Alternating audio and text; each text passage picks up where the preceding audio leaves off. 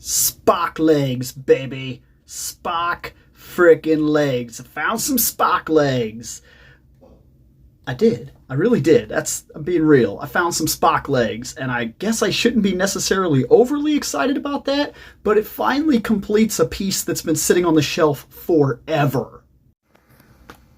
There we go. Right there.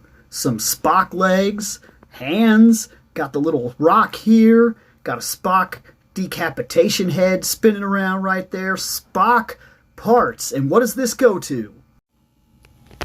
It belongs to this piece right here. This is what it goes to. This is the Spock that has been sitting on my shelf now for, man, a couple of years. Literally a couple of years. And I have not had the other sets. I haven't had the legs and the things that finish him off. So he's just kind of been sitting there in this pose forever when I would have preferred that him be standing up with his gun and everything.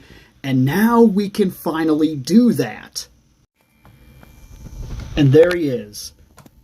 Finally, after all this time, Spock standing up, a standalone figure that I can actually put on the shelf, and he'll look absolutely great. And I'm going to free up the space now and put the Horta somewhere else and build a scene off the Horta. So I have the Horta still, very much. He's right over there. And I have Spock, and these are two independent items now that I can put on the shelf, and they will be fantastic.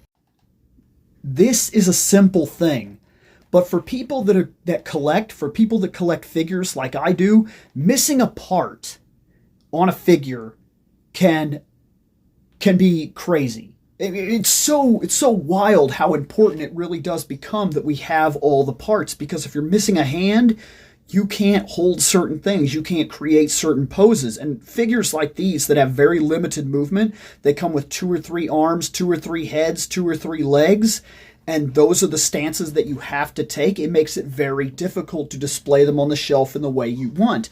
And for a very long time, he had to do this. He had to constantly lean down as part of an action scene where he was touching the Horta, but didn't even have the right face. He didn't have the pain face, so he was just kind of hanging out with the Horta, which that was fine, but I really love the idea that this Spock can now go on the shelf with the Enterprise.